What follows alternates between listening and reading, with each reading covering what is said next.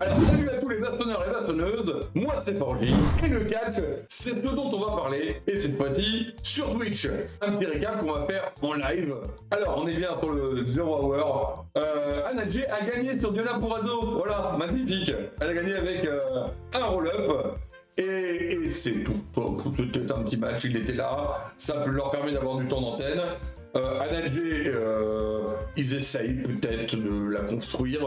Maintenant, ça reste toujours très secondaire, donc je ne sais pas si c'est pour la construire fort pour un adversaire et perdre. Diona Purrazzo, par contre, c'est dommage qu'il ne s'est pas profité de son passage à Stardom pour essayer de créer quelque chose d'un peu différent avec elle. Mais voilà, exactement, elle fait le travail et puis voilà, elle est quand même elle est plutôt cool, mais c'est vrai que je la vois pas encore pour l'instant faire du main event, quoi. Bon, là on nous a présenté les 4 participantes pour le tournoi pour Wrestle Dynasty. Grosso modo, pour Wrestle Dynasty, ils font des tournois féminins pour chacune des brands qui sont associées, donc NJPW, ROH, CMLL, AEW, si je dis pas, et Stardom, voilà. Et ça, c'est les 4 catcheuses qui vont s'affronter pour la ROH.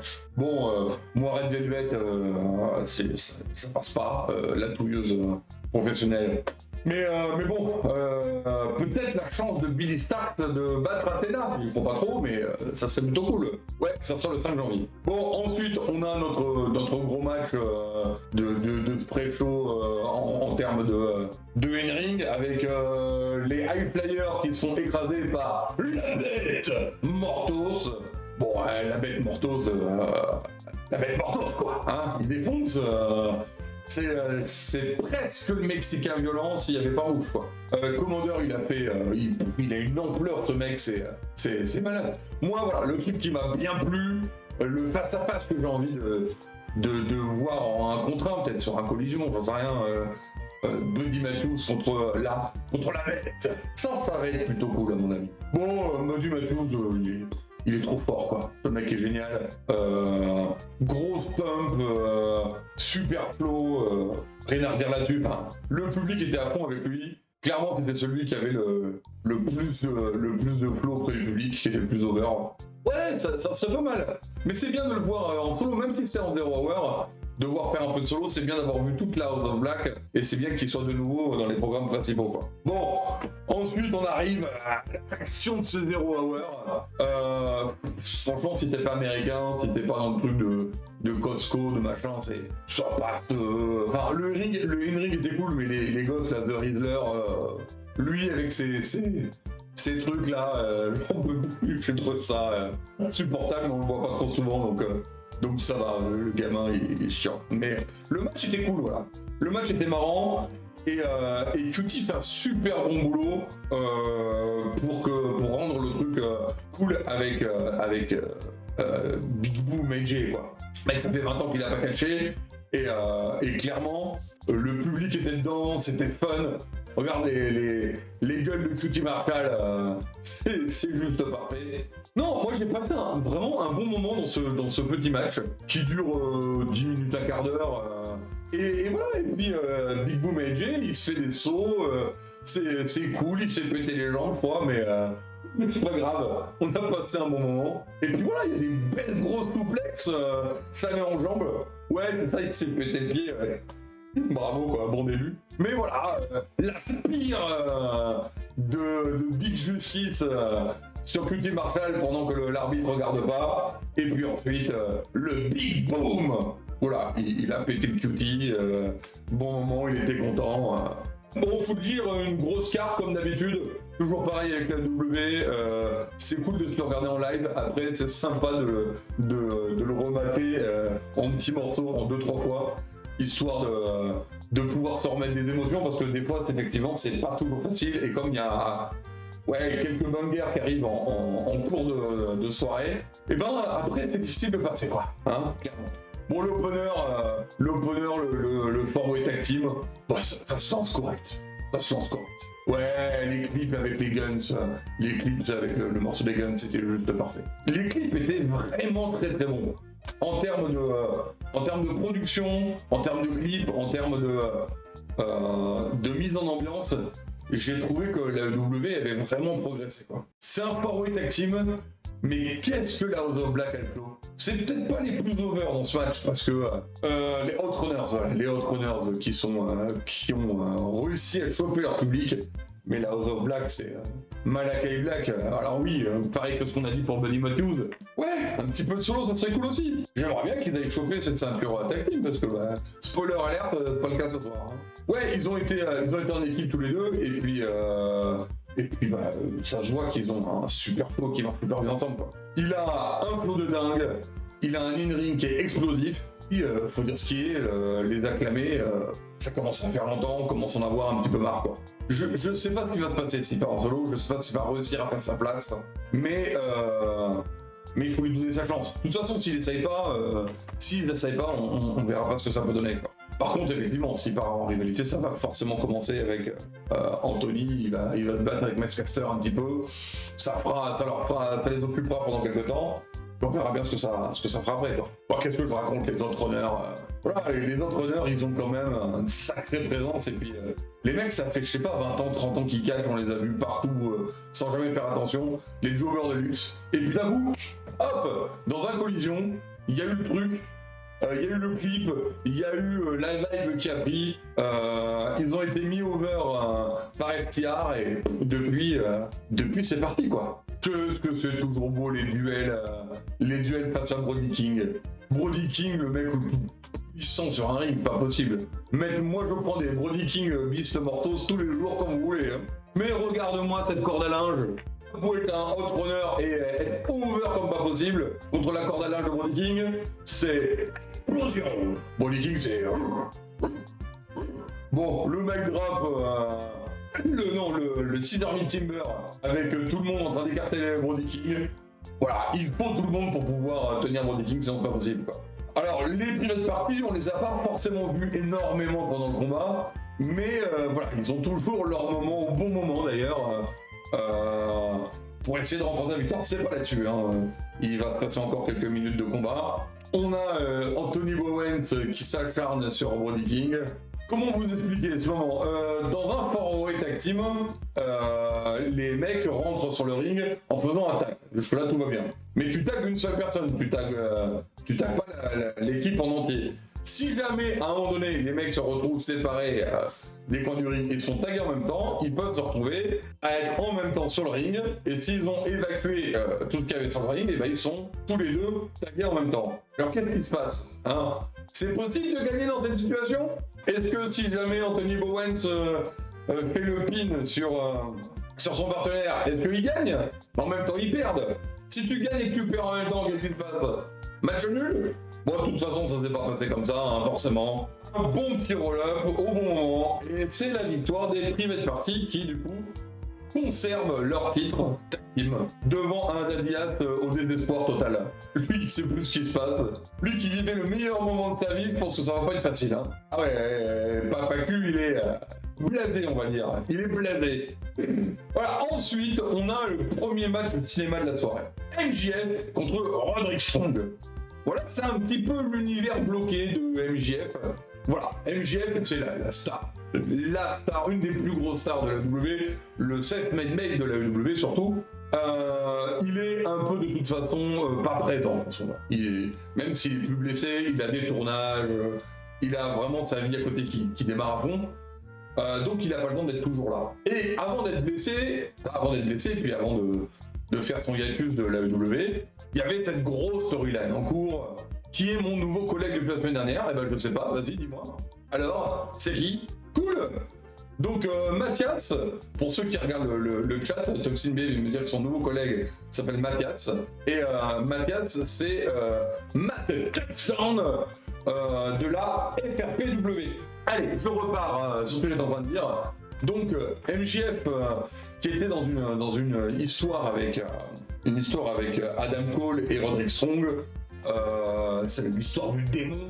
Mais du coup, comme Adam Cole avait la bouche pétée, et ça a été compliqué cette histoire. Ça n'a pas réussi à se lancer correctement. Le truc, c'est que ils reviennent et ils sont toujours dans cette histoire. Faut bien la tenir.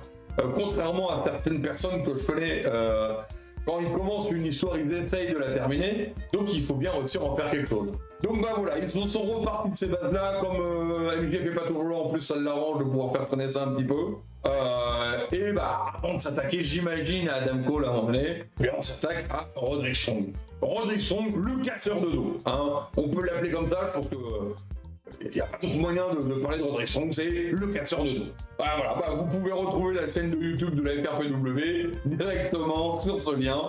Merci Toxine. Et pendant que tu y es, tu peux mettre le lien de ma chaîne aussi. Hein. Bon, bah voilà, hein, MJF toujours aussi arrogant, toujours aussi fort, qui réussit à prendre le public et à en faire ce qu'il veut. Qu'est-ce que tu veux faire quand t'es face à MJF? Tu suis, tu t'éclates, tu passes un bon moment. Le mec est trop fort, c'est tout. Regardez-moi ses visages aussi. Et là, alors c'est peut-être le casseur de dos, Roderick Strong, mais MJF était en mode casseur de doigts. Casseur de doigts, hein. Pete Dunne sort de ce corps. Oh, le bourrin. Il était énervé, hein. Et puis, lui aussi, il s'est cassé les dos, hein. Sur la prône, l'endroit le plus dur du ring. Et puis voilà, il se refait les ongles, il regarde un monde virtuel. Non, en vrai, MJF, il fait un match, mais il passe un bon moment, hein. Il est venu pour ça. Le mec, on dirait que c'est facile. Contre Roderick Strong, c'est pas facile. Tu finis pas indemne. Tu vas vite le voir d'ailleurs.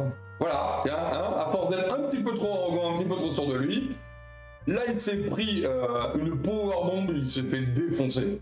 Et hop, on se fait éclater le dos, Cloverfield, merci d'être venu. Ah ouais non, mais il s'est cassé les dents, et puis plus sur son bras sur d'autres choses aussi. Hein. Là tiens, je vous parlais du casseur de dos. Bah, MJF se fait projeter dans les airs, et au moment où il arrive, vous voyez le truc qui est en train de monter, là, le genou, et bah pile dans le dos, et bam, backbreaker, voilà, dos cassé. MJF qui reprend après sûrement quelques instants, hein, parce qu'il ne s'est pas relevé du dos cassé comme ça, qui recommence à essayer de péter les doigts du pauvre Roderick Strong, qui finalement n'avait rien demandé. Oh petit, on pleure. Mais c'est des vénères, hein. Mais regardez-moi la tête de MJF donc, qui a gagné ce match. Il est pas beau, hein. Kodak Moment. Il est magnifique ce mec est magnifique. Il a tout ce qu'il faut pour être la star. En ce moment, il est un peu sur une voie de garage, on dit, parce qu'il n'y a pas forcément le temps et que bah il y a d'autres grosses histoires et il ne faut pas multiplier les histoires énormes en même temps, sinon c'est compliqué de se concentrer. Mais voilà, il est là où il faut pour le moment. Et je pense qu'en 2026, on va avoir du grand MJF avec des grosses storylines, quoi. Bien sûr que MJF allait continuer à péter Roderick Strong. Intervention d'Adam Cole, qui sera sûrement donc le prochain adversaire de MJF. C'est pas encore sûr, hein, c'est pas encore sûr, mais normalement ça devrait aller vers ça. Maintenant on a un petit truc qui est en train de se lancer avec, vous voyez sur le fond de l'image, Adam Cole qui se fait pousser par Kyle O'Reilly, donc un ancien membre de la même faction, hein, Undisputed Era. D'ailleurs, on a 3 membres de Undisputed Era, plus les membres du Royaume. Enfin, bref, tous les potes qui sont ensemble sur le ring. Et voilà, il faut faire exploser cette faction, le Royaume Undisputé. Et j'ai l'impression que les choses sont en train de se relancer, de se mettre en place. Kyle O'Reilly qui est en train d'intervenir. Bon, je pense que ça va créer dans les prochaines semaines des tensions et ça mènera sûrement un combat soit entre Kyle O'Reilly et Adam Cole, soit entre MJF et Adam Cole, soit des mélanges de tout ça pour World's End. Bon, le match suivant, donc on en discutait vite fait tout à l'heure, c'est le match dans lequel on n'en attendait rien. Voilà, sur le King Ring ça serait cool, Mercedes Moné Ring, elle est forte, Kris Statlander, elle en impose, elle est puissante. Maintenant, à la base, quand on voit ça comme affiche, on dit ouais, ça va être sympa, mais c'est pour reposer mon attention. Et ben, pas du tout, pas du tout. Aucun repos avec ce match. C'était une dinguerie. Ça a pris son temps. Ça s'est construit au fur et à mesure. Mais elles s'envoyaient sévères, les demoiselles. À l'image de là où le Rana va balancer Kris Statlander qui se fait défoncer sur le côté. Ouais, les face turns, les heel turns de Kris Statlander, ça a été un petit peu fait à l'arrache. Mais bon, c'est pas grave, parce que effectivement, on commence ce match-là, l'histoire nous a pas captivés, on n'est pas plus dedans que ça, et sur le ring, elles vont mais tellement tout donner. Regardez-moi ça, Crystal Thunder qui est au bout de sa vie, elle est au bout de sa vie. Et le match va gagner en intensité au fur et à mesure comme ça. En plus, Mercedes Moné s'éclate, elle joue avec Aubrey Edwards, donc l'arbitre. Tu la vois arrogante, sûre d'elle, mais le match va pas être facile comme ça. Moi j'adore cette prise, ça s'appelle le Météora, c'est les deux genoux en avant dans ta tronche. Cette photo elle est pas mal, ça rend bien l'impact du Météora avec la grosse charge juste avant, c'était toujours un moment assez explosif. Voilà, pauvre Crystal Thunder qui se fait déboîter, éclater le dos, éclater la tronche.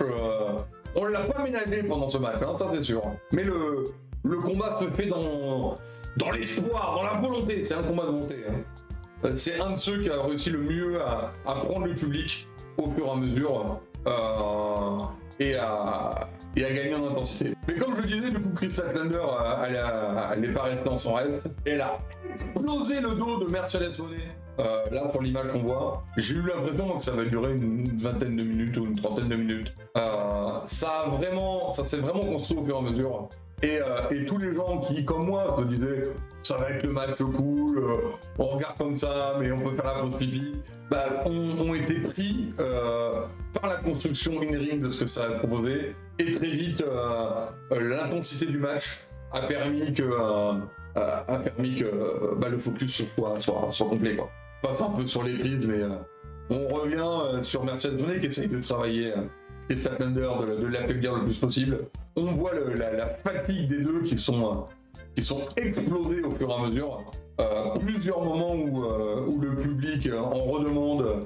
Du coup, on va pas l'entendre, mais le public était vraiment en fusion sur ce match, a vraiment sué de prix et à rendre de l'émotion. Mercedes Moné qui pensait en avoir terminé, mais toujours pas Crystal Thunder qui se relève coup après coup.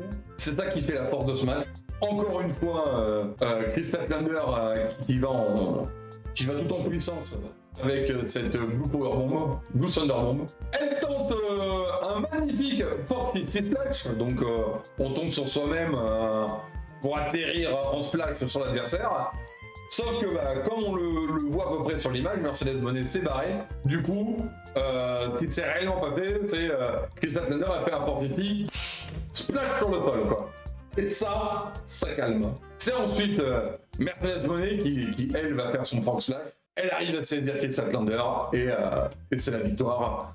Donc Mercedes Moné, anciennement Sasha Banks, qui conserve le titre TBS en même temps que celui de la NJPW Strong. Super match, très recommandé, qui a vraiment su prendre son public, le gagner au fur et à mesure et qui a gagné ses lettres de noblesse dans ce show, qui en fait un des top 3 matchs de la soirée, quoi. Ensuite, pas facile toujours de passer après un match qui a su gagner le public, mais Hangman le psychopathe contre Jay White, le mec dans sa happy zone. Jay White il vit sa meilleure vie. Et il est revenu, il a toujours son clan, il s'éclate. En plus il a du temps en solo pour montrer ce qu'il est capable de faire. C'est le deuxième match entre Hangman et Jay White. En tout cas le deuxième match de pay-per-view, ils étaient déjà au pay-per-view d'avant ensemble et Jay White avait gagné. Et là de nouveau une revanche entre Hangman qui peut pas se satisfaire de perdre. Voilà.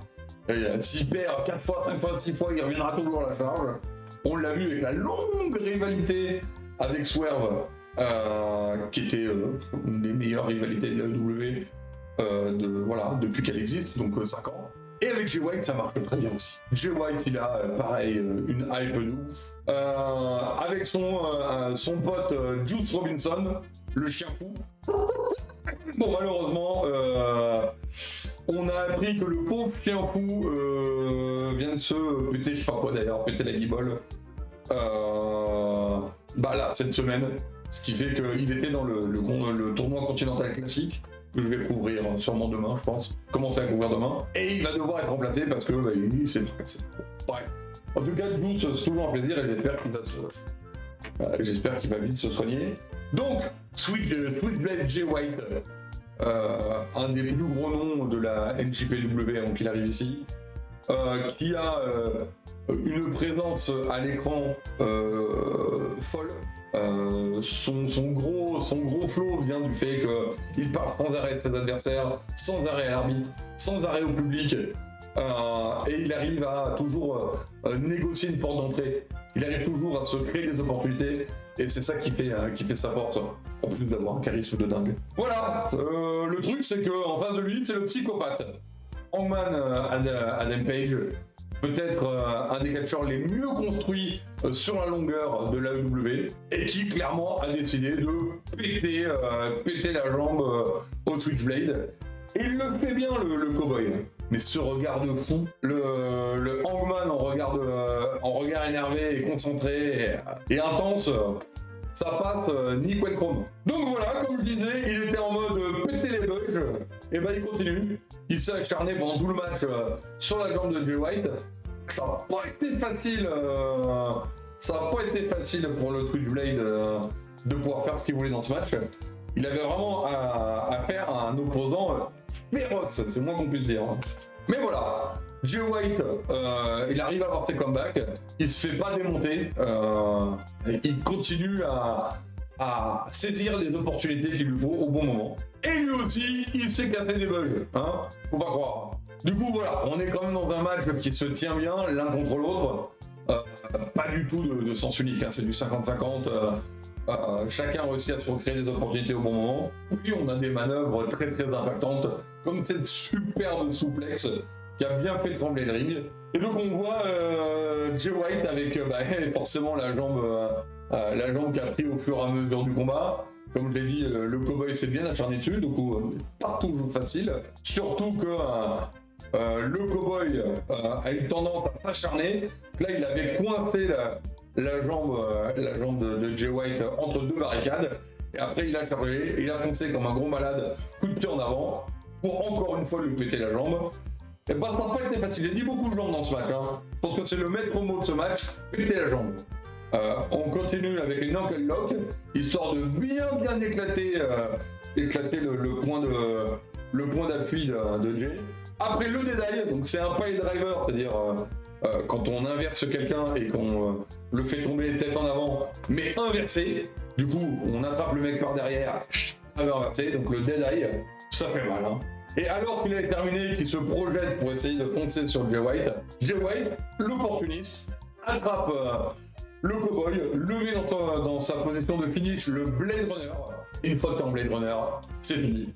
S'il arrive à faire tomber juste après, ce qu'il a réussi à faire, victoire de Jay White. Non, bon match, mais qui s'arrête forcément pas là, parce que Hangman le psychopathe, et comme je dis, Hangman le psychopathe, il faut qu'il finisse incapable de se relever sur le ring si tu veux avoir une chance de pouvoir conclure une série avec lui. Et il arrive, et il rattaque Jay White, la sécurité arrive, on a même notre general manager préféré, le Fallen Angel, qui essaye de l'arrêter.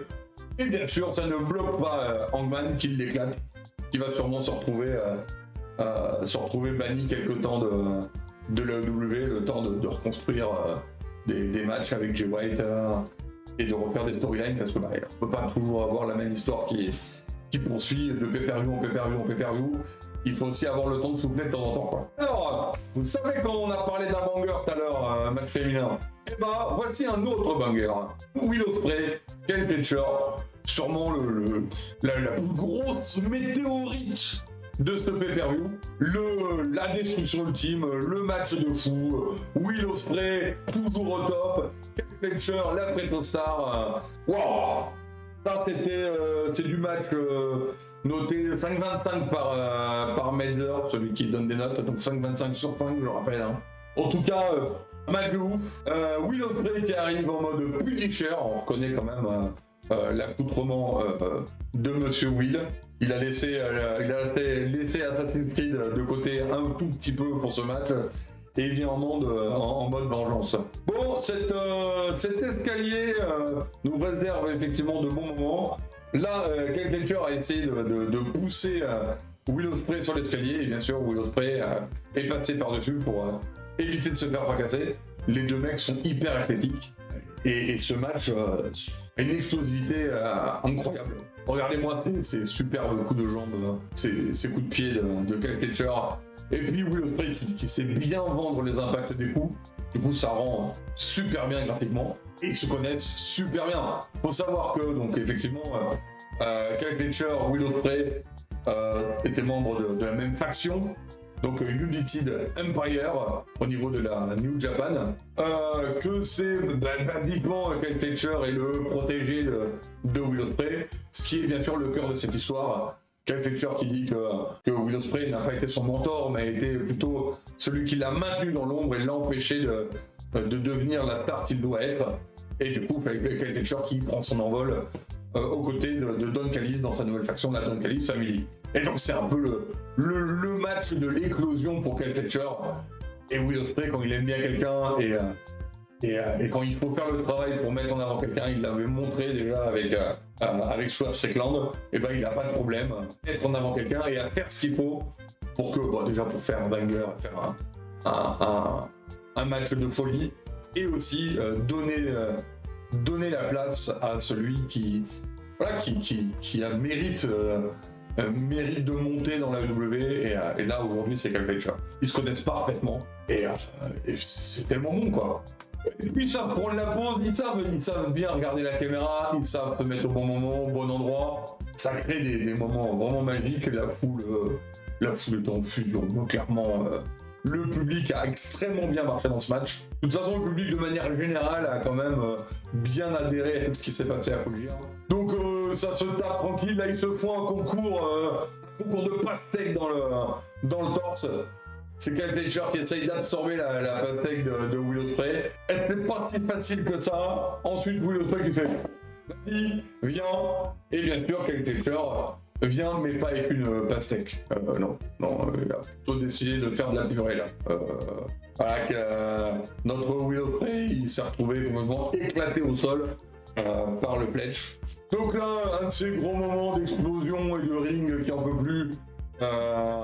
Avec Will Ospreay qui nous fait, je pense, une Blue Thunder Bomb sur Kyle Fletcher. On y va de powerbomb en powerbomb, des bons éclatages en plein milieu du ring. Alors tout à l'heure, vous vous rappelez quand je vous ai parlé du pile driver, où j'ai dit, donc là c'est le pile driver inversé, le Dead Eye, et ben voilà le pile driver pas inversé, le vrai, le beau, et celui qui se l'est pris dans la tête, c'est Kyle Fletcher. Ici ça se renverse, ça voltige. Les mecs, ils savent utiliser l'espace aérien et ils savent se créer des impacts de folie. Ça a très bien fonctionné. Et puis, Will Ospreay qui pensait réussir à en finir, il n'arrive pas à aller au bout.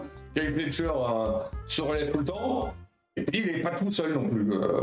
C'est là aussi qu'il fait la force et ce qui permet de rendre l'histoire intéressante, c'est que c'est pas un match totalement clean. Forcément, quand on a Kyle Fletcher, on a Don Callis. Et là, il se passe des choses quoi. En tout cas, l'escalier qu'on nous a mis au départ, on avait fait des manœuvres aériennes par-dessus, à côté, et il sert aussi à faire des manœuvres dessus.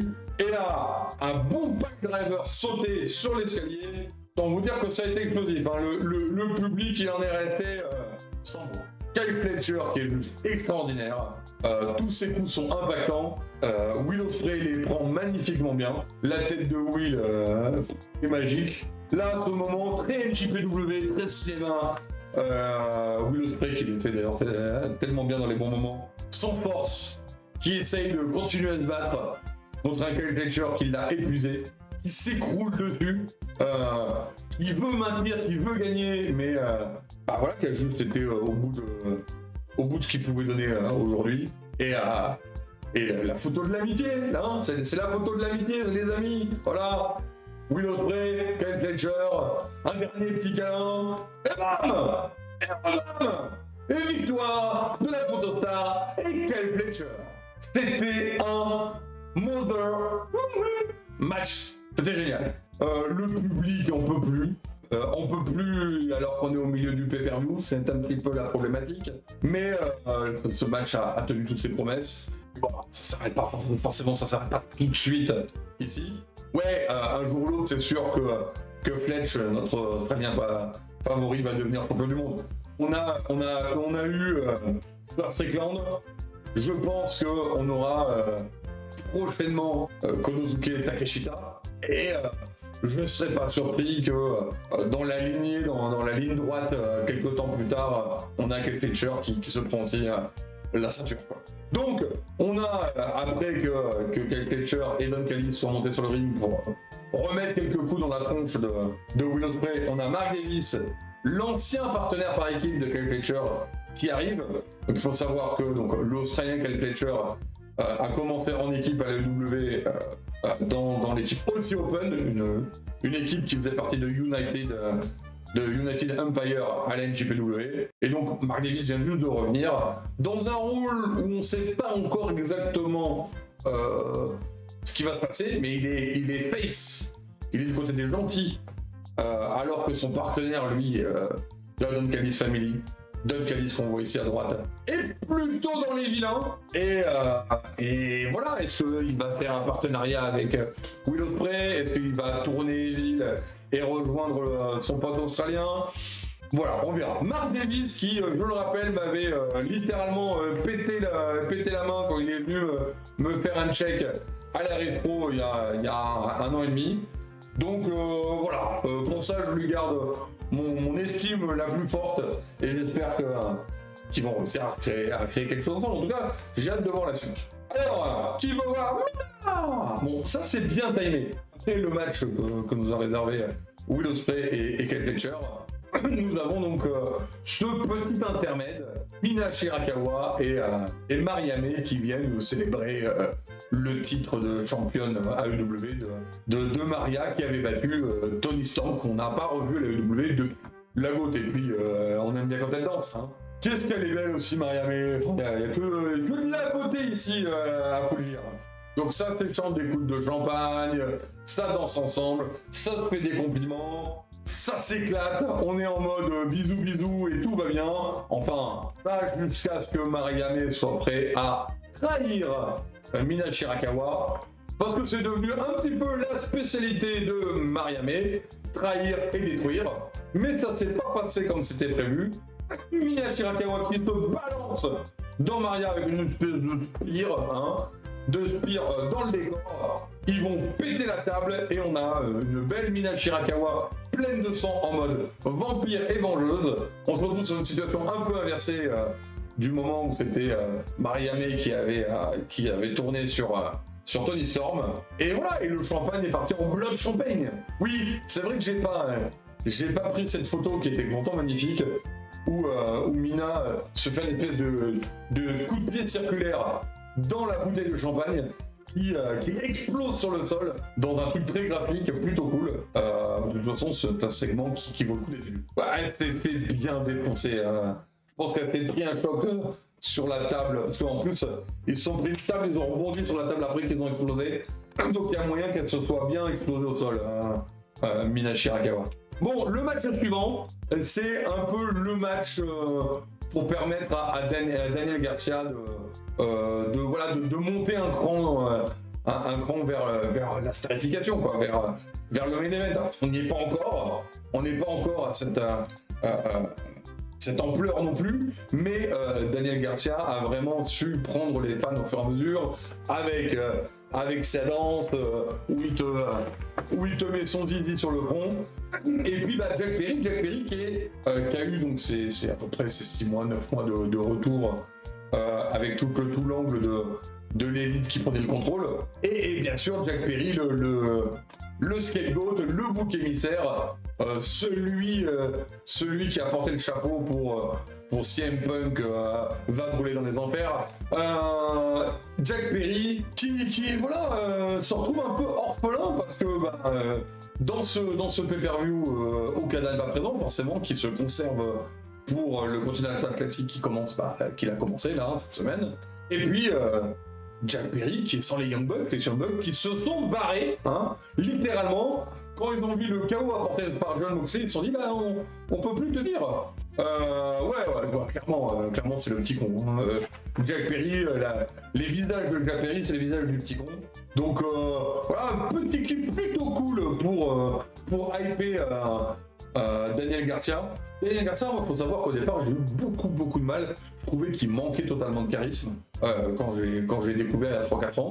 Et voilà, au fur et à mesure, avec l'angle BCC, Jericho Appreciation, avec ses combats pour le Pure Championship, avec toute son alliance avec Magie, et ben il a su gagner en impact, su prendre le public et su me gagner moi aussi. Je trouve cette photo plutôt cool, voilà, du clip d'introduction de Daniel Garcia. Et puis voilà, puis il arrive le Jack Perry, donc qui arrive en chèvre, littéralement, en bouc émissaire.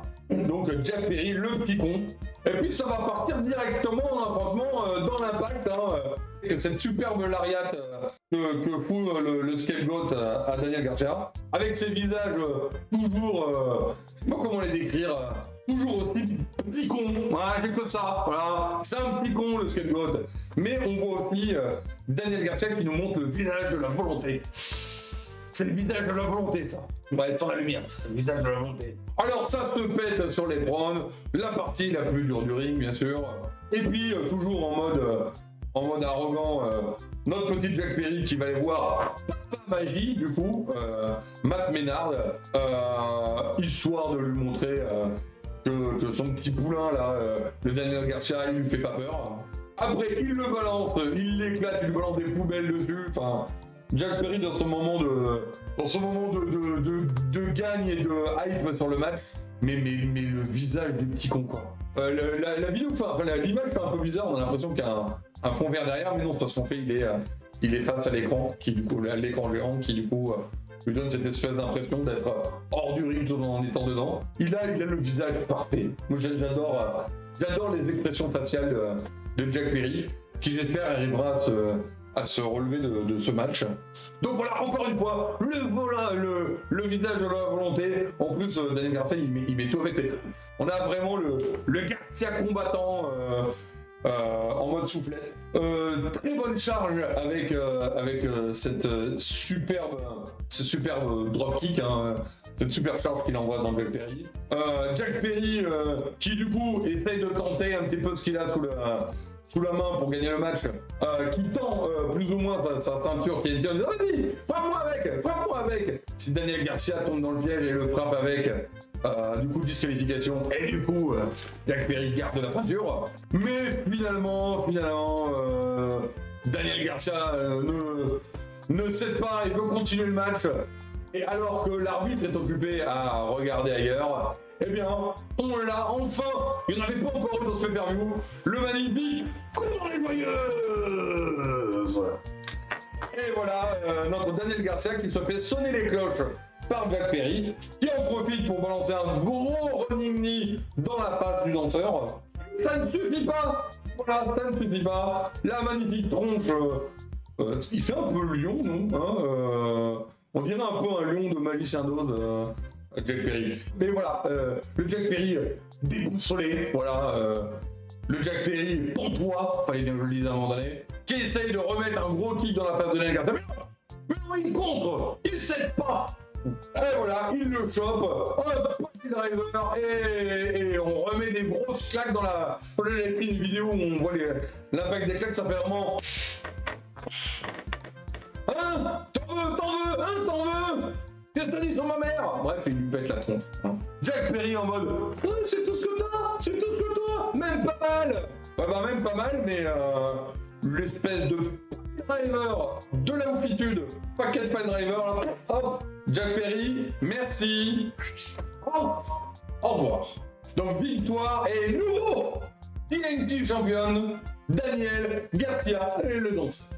Ensuite, on avance, match avec, je pense, une des prochaines stars de l'AEW, Konosuke Takeshita, le destructeur de monde, l'alpha, contre Ricochet, le pas mexicain volant, parce qu'il n'est pas mexicain, mais mon Dieu, qu'est-ce qu'il vole! Ricochet qui n'est pas forcément dans une vibe de vainqueur ici à l'AEW, mais dans une vibe de gros match, voilà. De gros matchs, on me laisse le temps de faire des trucs. Et contre Konosuke Takeshita, voilà encore un des plus gros bangers de la soirée, parce que on le voit comme on veut, mais mais c'est deux mecs qui peuvent pas faire des mauvais trucs, quoi. Voilà. Alors c'est parti, Takeshita qui essaye d'exploser Ricochet sur la barricade. Alors c'est pareil, hein, ici j'avais pris plein de vidéos. Allez voir le pay-per-view, hein, de toute façon il n'y a pas mieux. Hein. Ils vont nous faire des grosses dingueries, tous les deux. Du coup, Ricochet il a mal, il est en mode prédateur. Ouais, là, donc je te réponds pas Titix pour l'instant parce que excellent boulot. Et Takeshita il a une aura de dingue, une aura de bourrin, de malade, de prédateur. Voilà, l'alpha, le prédateur. Regardez-moi ces envolées de Ricochet. Et encore, pour faire des belles photos, si de prendre des photos, on les voit tous les deux, mais quand on voit l'ampleur que prend Ricochet dans ses vols, c'est juste malade. Le fort petit splash, cette fois-ci qui va tomber sur la cible, contrairement tout à l'heure à la pauvre Krista Lander qui s'était pété toute seule. Ouais, voilà, merde aux critiques. Voilà, Ricochet, moi j'adore. Blue Thunder Bomb de Takeshita sur Ricochet, mon dieu le dos, merci d'être venu. Là il lui met un gros genou dans la tronche, mais Ricochet là se saisit du genou, ce qui lui permet de retourner un petit peu la situation. Pas facile de résister aux assauts de Takeshita, le mec quand même, je le rappelle, qui a réussi à coucher Minoru Suzuki à coup de bang dans la tronche, quand même pas rien. Donc voilà, ça continue à s'en mettre plein la tronche, ça vole. Le match est un pur plaisir à regarder, clairement. Ricochet contre Will Ospreay, Ricochet contre Takeshita, Ricochet contre les trois, enfin, c'est génial. J'ai peut-être préféré, alors que je suis plus solo d'habitude, un contre un, j'ai peut-être préféré le Ricochet Will Ospreay Takeshita qu'on a eu au dernier pay-per-view. Mais ça joue à pas grand chose, c'est quand même super bon. Du coup, des souplexes, voilà, histoire de te fracasser le cou, le dos, les côtes, tout ce qui va avec. Et puis, le bon gros running knee, Japan style. Ouais, parce que, qu'est-ce que c'est les catchs au Japon? Eh ben, c'est coup de genou, hop, coup de coude. Si tu mets un coup de genou dans la tête de quelqu'un, au Japon, c'est un finish. Mais le mec vole. Regardez cette hauteur qu'il atteint. Là, il vient de tourner sur lui-même. Il est encore au-dessus des cordes. Donc ça, c'était... c'était Ricochet en train de faire des manœuvres aériennes de malade. Donc il se le tente. Il se tente sa victoire. Et Don Callis, comme avec Kel Fletcher, hein, puisqu'on est toujours dans la Don Callis Family, bien Don Callis fait juste le petit truc nécessaire pour que Ricochet ne puisse pas gagner. Et il va quand même protéger son poulain, le chauve. Du coup, après ça, bah ouais, voilà, c'est le méchant. Oui, Don Callis, c'est le méchant. Du coup, Takeshita essaye d'exploser la tronche de Ricochet. On fait de la souplex pour la victoire. Bravo Takeshita qui est toujours le champion international, qui j'espère sera champion AEW dans les 6 prochains mois ou d'ici un an max. Parce que franchement ce mec il a juste trop la classe à l'heure actuelle. Il manque plus qu'un bon petit titre sur Kel Fletcher et tous les titres secondaires seront sur des futurs stars de l'AEW. Donc c'était bien, c'était bourrin, ça faisait du bien. Il reste 2 matchs. On a déjà bien passé un moment ouf et il reste 2 matchs. Voilà, c'est ça qu'il fallait dire. Il reste 2 matchs et pas derrière ces matchs. Hein. Donc voilà, hop, on n'a pas eu j'ai pas eu la fiche à ce moment-là, mais le prochain match, c'est Swerve Strickland contre Bobby Lashley. Donc le début du Earth Syndicate, le premier match en pay-per-view de Bobby Lashley. Bon, c'est de la destruction. Swerve, il a toujours une vibe de ouf. Aidé par Pratana qui danse, qui chante, qui fait tout ce qu'il faut pour que ça hype. Mais voilà, Swerve, il a un flow de malade, clairement. Il a un flow de malade et il est arrivé au moment où il est il est boulé de bouffe.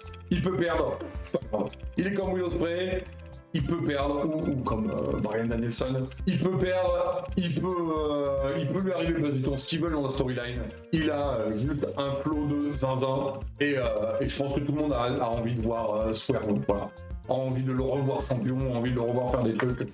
Pas obligé de le remettre champion tout de suite. Comme je l'ai dit, ça se bouscule à l'arrière, mais Swerve nous a offert des moments extraordinaires contre Hangman Adam Page, contre Will Ospreay, Howlin, voilà, contre Bryan Danielson. Du coup, Swerve, respect. Donc voilà, alors, je vais pas revenir en vrai sur ce match où clairement Swerve a eu des belles offenses et elle nous a montré toujours des très bons moments parce que on peut pas juste exploser Swerve comme ça. Hein. Mais c'était le moment de Bobby. Le but c'était de montrer que le Earth Syndicate c'est la nouvelle force en présence à l'AEW, la nouvelle faction de destruction. Et du coup, on nous a montré un Bobby Lashley qui défonce, qui détruit, qui terraforme. Bref, vous allez voir en image, on est dans de la puissance absolue, quoi. Hein. Pas vraiment de répit. Swerve a quelques gros comebacks, quelques moments vraiment cool dans ce match. Mais le but c'est de montrer que Bobby et le Earth Syndicate sont pas là pour plaisanter, quoi. Les visages de Swerve aussi, c'est pareil. Lui aussi il a la gueule de l'emploi. Il est juste parfait. Je sais qu'on vient de se taper un an de Swerve Hangman. Et honnêtement, si dans un an ils veulent nous en refaire un, et ben moi je le signe. Voilà, j'achète. Swerve Hangman, les deux visages les plus expressifs de l'AEW. Donc comme je dit, Swerve est pas en reste. Là il va littéralement planter Bobby Lashley dans la preuve, le coin, l'endroit le plus dur du ring, on le rappelle. Et puis voilà, et puis Swerve il a envie d'en découdre, il va pas se laisser battre comme ça. C'est l'ex-champion AEW, c'est une des plus grandes stars de la compagnie. Il se laisse pas intimider par MVP, donc le coach, le mentor, la voix du Earth Syndicate, cette nouvelle faction de la WWE qui est la copie du Hurt Business de la WWE morte beaucoup trop tôt. Mais voilà, Lashley, il est... c'est un monstre, quoi, voilà. Le Almighty Bobby Lashley, le tout-puissant Bobby Lashley. Donc une espèce d'énorme spire dans la barricade, ils vont passer à travers. Et puis, voilà, le Hurt Lock. Cette espèce de double Nelson version je te fracasse et je te tiens comme un pantin. Victoire du Earth Syndicate et de Bobby Lashley, le tout pour aussi lancer un peu cette faction et lancer cette question qui brûle les lèvres de tout le monde. Qui vont-ils recruter comme 3e, 4e, 5e membre qui va les rejoindre? Peut-être Max Caster, peut-être Ricochet s'il veut tourner heel. Bref, un gros moment qui faisait du bien et puis tiens, allez, on en profite, on éclate aussi Prince Nana parce que pourquoi pas. Bref, superbe première impression de ce Earth Syndicate. Shelton Benjamin qui rentre dans le Continental Classic et qui va donc pouvoir montrer qu'il est capable de faire des très bons trucs aussi en solo et que c'est pas juste Bobby Lashley. Et ça, c'est bien pensé de la part de la WWE. Et puis, on le voit dans le coin à gauche, le match du main event, la grande storyline du moment de la WWE, Jon Moxley contre Orange Cassidy. Alors qu'est-ce que c'est que cette storyline? C'est tout simplement que Bryan Danielson est devenu champion à Win, hein, voilà. Je ferai un Twitch là-dessus histoire de vous faire un peu mon journal sur ma virée à Londres. Mais voilà, il est devenu champion et pour John, il était le symbole d'une AEW qui reconnaissait pas. Pour lui, Bryan est devenu trop gentil, trop cool, trop bon cœur, il serre les mains aux gens, il combat les gens qu'il veut, mais il manquait la hargne, quoi. Donc il y a un truc, d'ailleurs, on ne sait pas encore exactement qu'est-ce qui motive Jon Moxley, mais il a décidé de tout détruire sur son passage et de prendre le contrôle de l'AEW, ce qui a fait fuir les Young Bucks et l'Elite d'ailleurs. Donc Jon Moxley a commencé son passage de destruction. Bryan Danielson on a souffert du coup, on a fait les frais. Il s'est fait exploser donc contre John et surtout la trahison du membre du BCC, Wheeler Yuta, qui du coup a étouffé Bryan Danielson, qui du coup est en train de se faire réparer la nuque ou de faire des exercices de méditation pour récupérer sa nuque, en tout cas, qui a mis sa carrière en pause pour l'instant. Voilà, c'est la question, alors comme tu le dis Titi, c'est la question qu'on se pose. Est-ce qu'il y a quelqu'un derrière Jon Moxley? Est-ce qu'il agit par lui-même? Est-ce que c'est un plan à long terme avec une faction derrière dont on n'a pas toutes les informations? Pour l'instant, on n'en sait rien. Voilà, ça se construit, mais ça se construit dans la violence.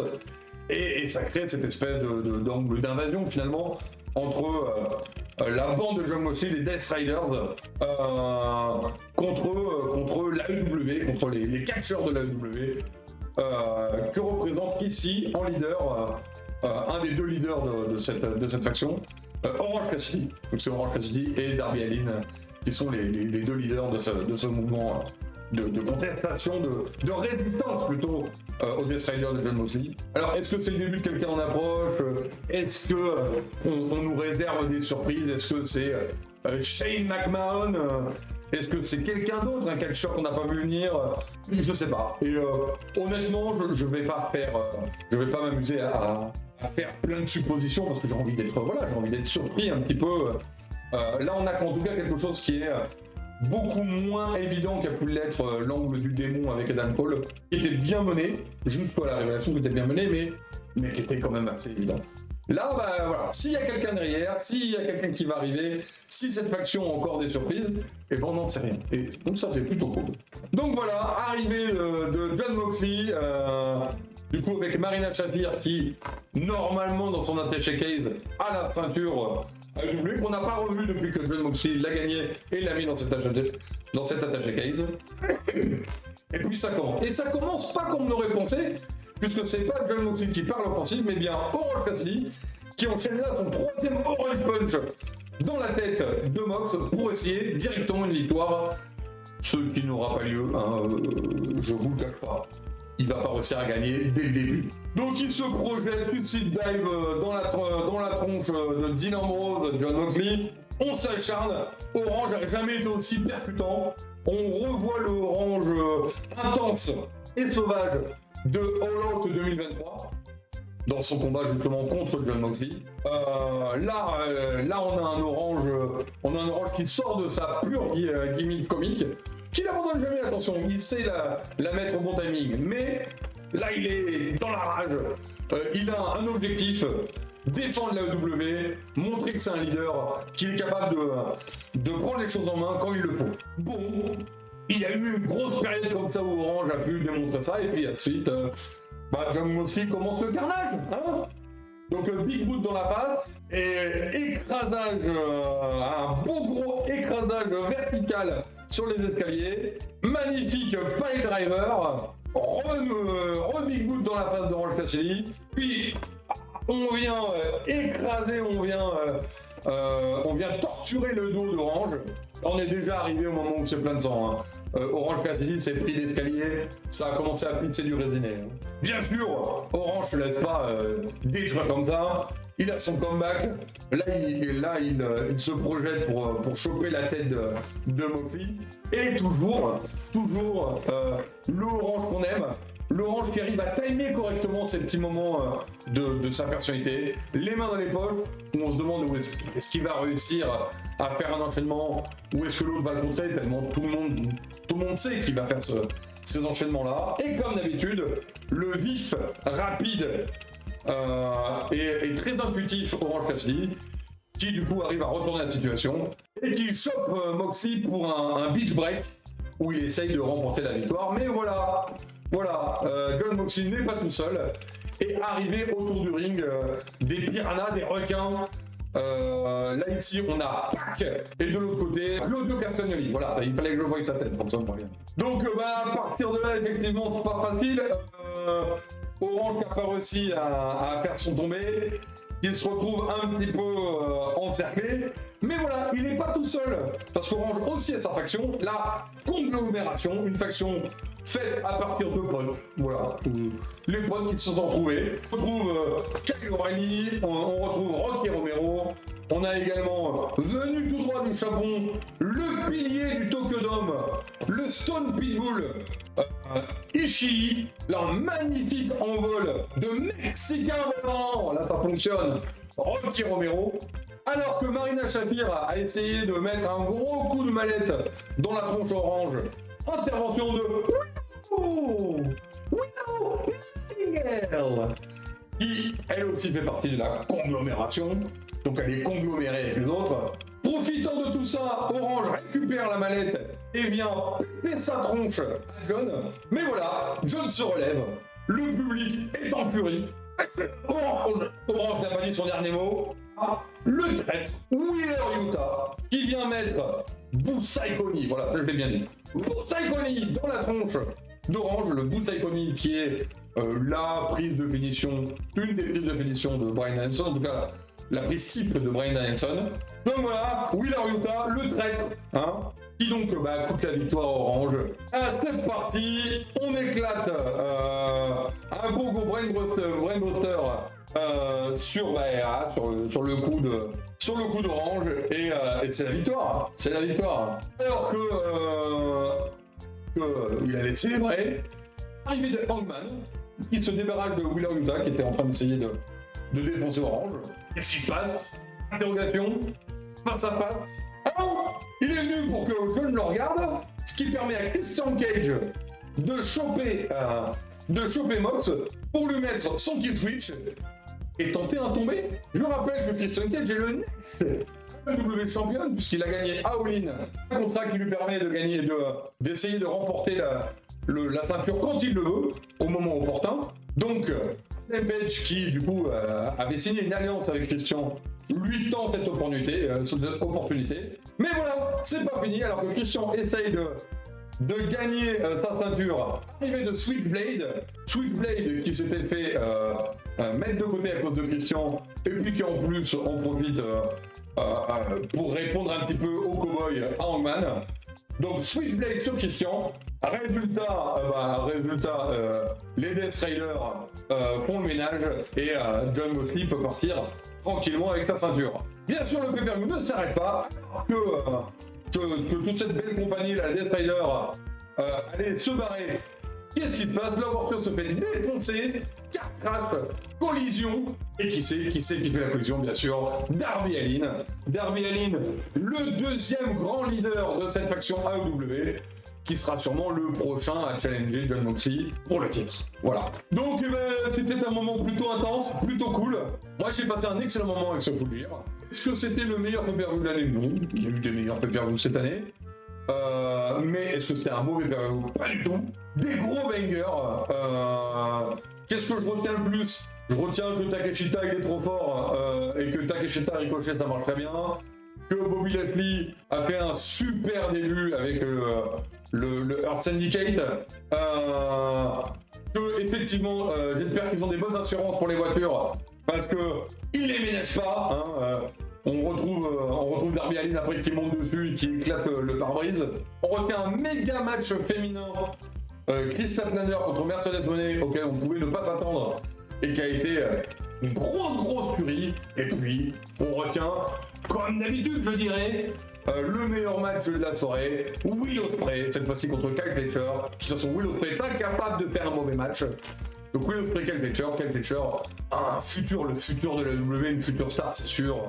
Bref, un super pay-per-view qui en plus a mis toutes les graines nécessaires pour ce qui se passe donc dès le mercredi suivant, donc mercredi dernier, le début du Continental Classic. Donc ce tournoi qui est sur le mode G1 Climax, donc avec deux poules de catcheurs qui vont tous se rencontrer les uns et les autres au sein de leur même poule. Donc grosso modo 3 points pour une victoire, 1 point pour un match nul, 0 points pour une défaite. Le vainqueur, les deux premiers de chaque poule vont s'affronter, donc poule A, premier de la poule A contre deuxième de la poule B et premier de la poule B contre deuxième de la poule A lors de demi-finale. Et enfin, les deux vainqueurs s'affronteront lors d'une finale. Il faut savoir que demi-finale et finale seront au pay-per-view World's End. Voilà, pour ce qui est qui fait partie de ce tournoi, de qu'est-ce qui se passe, des premiers résultats. Demain, je reviens sur Twitch et je vous fais le résumé de la première semaine du Continental Classic, avec un peu les matchs qui ont eu lieu à Dynamite et Collision. Mais pour vous lancer un peu dans ce grand tournoi qui était un des grands moments de l'année dernière, un vrai moment phare de la fin d'année 2023 et qui, pour avoir déjà vu ces matchs en avance, non, je suis en retard, une semaine de retard, mais pour avoir déjà vu les matchs, commence déjà sur les chapeaux de roue pour ce Continental Classic 2024. C'est tout pour moi. Merci beaucoup à vous, merci YouTube. On se retrouve très vite. Je mettrai bien sûr la review du Twitch sur YouTube le lendemain. Et puis sinon, 18h30 demain sur Twitch pour le Continental Classic.